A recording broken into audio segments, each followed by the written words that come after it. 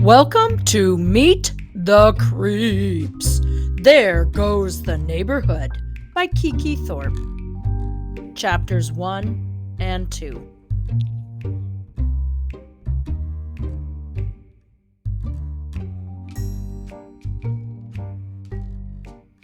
Chapter 1. Polly Winkler was not exactly nosy, but she did have a lot of curiosity, and right now it was blazing. "Weird," she exclaimed. She sat straight up and stared out her living room window. Across the street, two men were unloading something from the back of a moving truck. It had a long snout, an even longer tail, and looked an awful lot like a crocodile. "What's weird?" asked her friend Mike, looking up from his homework. "I just saw a crocodile," Polly told him. "A crocodile? Where?" asked Mike. "There." Polly shook her long, sandy bangs out of her eyes and blinked. The crocodile was gone. I thought I saw... Polly got up and went over to the window. Two moving men were carrying a couch up the walkway of the house across the street. There was no sign of a giant reptile. "Never mind," she told Mike. Mike shrugged and went back to his homework.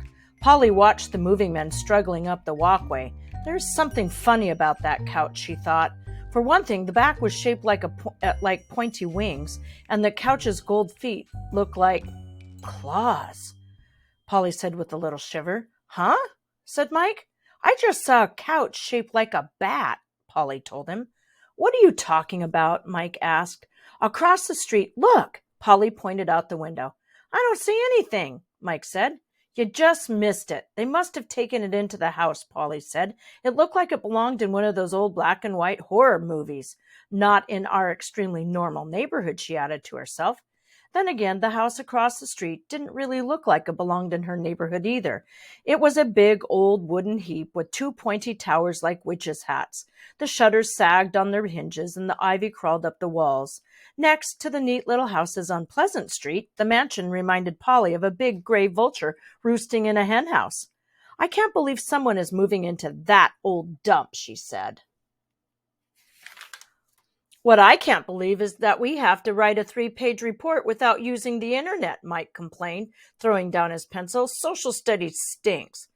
"I know," Polly said. She went over to the couch and sat back down. "I never thought 4th grade would be so hard." "I'm going to have my mom help me with my report," Mike said. "She's been to Germany, so I figure she can tell me all about it." "Which country are you doing?" "Moldova," Polly told him. Mike wrinkled his nose. "Moldova? What's wrong with Moldova?" Polly asked. "Nothing, I guess," Mike said. "But why'd you pick that?" "It looks small on the map," Polly said with a shrug, "so I thought it would be easy. Anyway, I'm not too worried. We have 2 whole weeks before it's due." "Moldova," Mike mumbled, shaking his head. "You're funny, Polly." But Polly didn't hear him. She was staring out the window again. The two moving men were unloading a jumbo-sized box from the back of the truck. As they swung it around, Polly caught a glimpse of the writing on the side. "Kitchen, swords and skewers," it read. "Mike," she squeaked, jumping to feet, "do you hear that? Totally freaky. Do you see that? Totally freaky." Mike got up and ambled over to the window. "What's so freaky about a TV?" he said. Polly looked again. Now she could see that it was like the kind of box that a TV came in. "You missed it," she cried. "It's not a TV." The box said swords in big letters on the side. "I saw it." Mike grinned and folded his arms. "Just like the crocodile and the bat-shaped sofa, right? Are you sure you didn't imagine it?" "I saw it, I swear," Polly insisted. "Anyway, if you want proof that there's something weird going on over there, just take a look at her." Across the street, a tall, pale woman was paying the moving men. Although the day was warm, she wore a dark, long-sleeved dress and boots with pointy toes. Her long black hair hung down to her waist. Earrings shaped like beetles dangled from her earlobes. "Whoa!" Mike's eyes widened. "She looks like she's ready to go trick-or-treating." "Told you." Polly couldn't resist a smirk. As the moving truck pulled away, Polly suddenly noticed 3 kids out in front of the old mansion. A teenage boy dressed all in black, a younger boy with hair that stood up like porcupine quills, and a little girl with 2 black pigtails. The girl's eyes were so big and round that even from across the street, Polly could tell they were green. "Those must be her kids," Mike said. "They look just like her. Weird," Polly said. Then she did a double take. "Wait, is that spiky-haired kid wearing rubber gloves? That's beyond weird." Where do you think they're from? Said Mike. Transylvania, Polly joked, and she and Mike laughed. Just then, the Winklers' living room window clock chimed. Uh-oh, I gotta go, Mike said, hopping up. I told my mom I'd be home early because of the potluck. Polly's and Mike's class was holding an international potluck to kick off their World Studies unit. What are you bringing? Polly asked. Mom's making German chocolate cake, said Mike. What about you? I'm not sure yet, Polly told him. I couldn't find any recipes from Moldova, but my dad said he'd whip something up when he gets home from work. Mike picked up his backpack and headed for the door. See you later. See ya, said Polly. She waved as Mike headed out the door and then turned back to the window. And when she looked across the street again, the strange family had vanished. Chapter 2. Okay, buckaroos, we're almost ready to roll, Polly's dad called. Polly looked up from the book she was reading. She could smell something spicy cooking. Uh-oh, she thought, that smells like Dad's chili. She followed her nose to the kitchen. Sure enough, her dad was standing at the stove, stirring something in a pot. Grab a taste of this, boss grub, he told Polly. That was cowboy talk for good food. Dr. Winkler was a dentist who had never been west of the Ohio River, but he claimed his chili was an old cowboy recipe. Whenever he made it, he served it up in bowls with spoons, cowpoke style. Dad, Polly complained, this is an international potluck. That means we're supposed to bring food from a different country. That's why I made this special Mexican chocolate chili, Dr. Winkler said. Chocolate chili, Polly wrinkled her nose. The back door opened and Polly's older sister Joy bounced into the kitchen. As usual, she was wearing her cheerleading uniform and a big smile. Hey, Polly. Hey, Dad, what's cooking? She asked. Chocolate chili, Polly told her, for the potluck tonight. Uh-oh, said Joy. Her smile faded. You'll love it, their dad assured them. It's just like Mexican mole sauce, only I couldn't find Mexican chocolate, so I used Hershey bars. Here, try some. He held out a spoon. Joy backed away. No thanks. I'm not hungry right now, and I'll bet Petey will try it, she said brightly as their younger brother walked in. Have a taste of this chili, Petey, said Dr. Winkler. Petey took a tiny bite. Yuck, he choked. Too spicy? Petey took off his glasses and wiped his eyes. Yuck!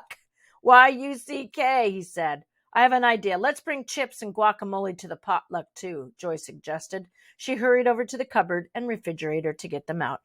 We shouldn't bring chili or chips or guacamole, Polly said. My report's on Moldova, not Mexico.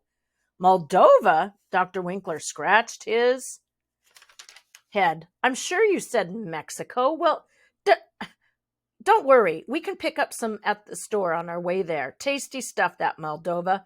A little bit like Gorgonzola, isn't it? Polly sighed. It's a country, Dad, not a cheese.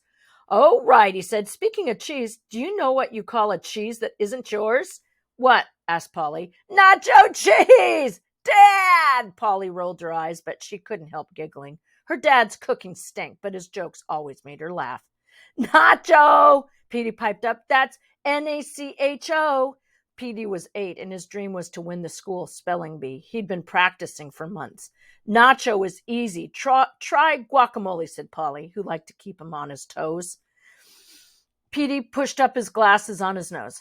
Guacamole. Awesome. Go, Petey, Joy cheered, bouncing up and down.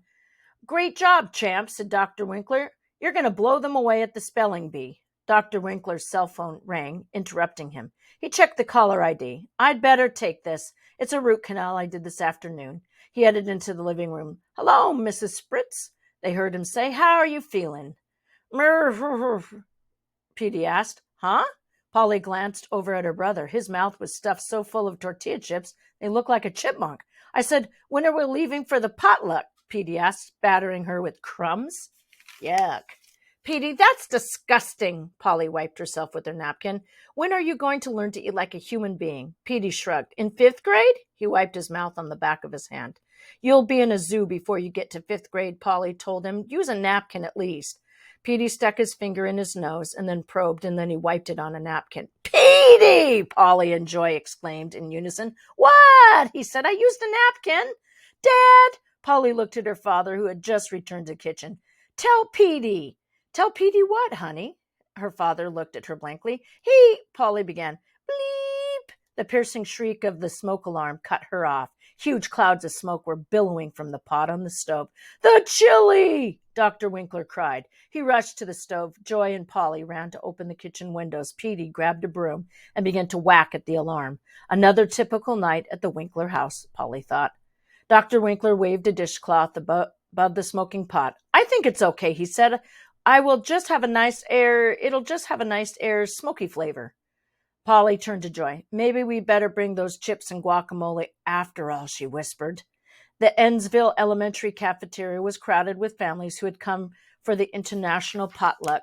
As soon as she walked in, Polly spotted Mike standing near the dessert table. Hey, Polly, Mike said as he came over. He frowned and sniffed the air. Do you smell smoke? It's probably me, Polly told him. Dad burned the food again. Speaking of which, stay away from the chili.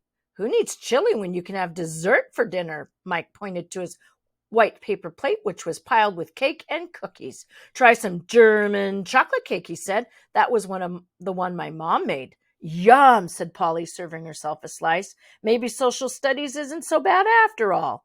She was about to dig into a plate of brownies when Mike tugged her arm. Look out, here comes Denise.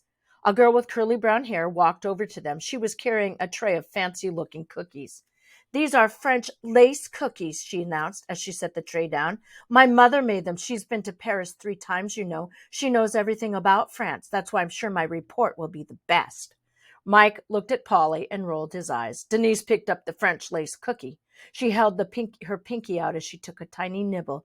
Très bon. That means very good in French. What did you guys bring to the potluck? She asked Polly and Mike. German chocolate cake, Mike told her, since my country is Germany. We brought our Polly hesitated. She wasn't sure she wanted the whole school to know that about her dad's chili disaster.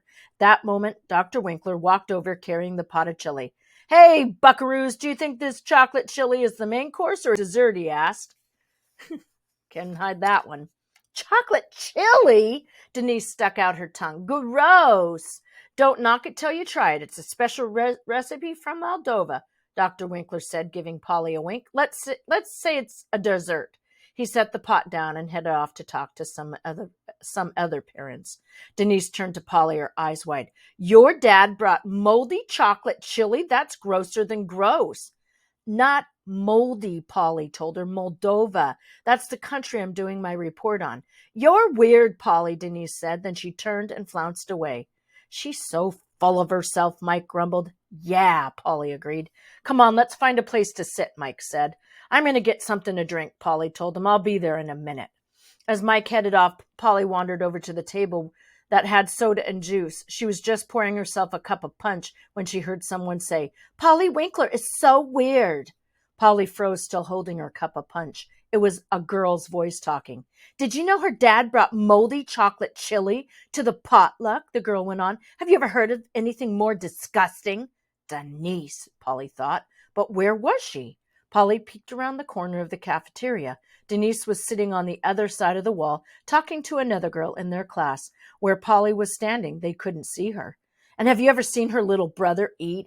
Denise went on. He acts like a pig. Polly felt her cheeks grow hot. Petey, she thought furiously. I told them to use a napkin. But they really can't help it, Denise said. It's because they don't have a mom. Polly swallowed hard. It was true that she didn't have a mom. Her mom had died when Polly was very young, so long ago that Polly barely remembered her. Polly didn't want to hear any more. With a lump in her throat, she crept away.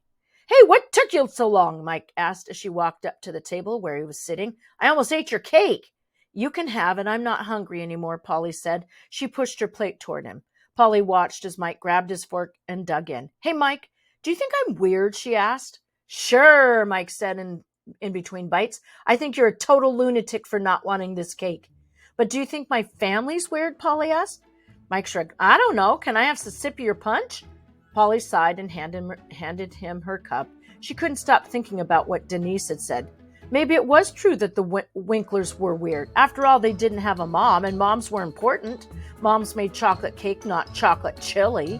Moms helped you with your homework. Moms knew all about table manners. Moms didn't set off the smoke alarm every time they cooked. What the Winklers need is a mom, Polly decided, and I'm gonna find her. And that's the end of chapter 2. It's on to chapter 3. If you enjoyed There Goes the Neighborhood and Meet the Kreeps series by Kiki Thorpe, you might want to try the next few.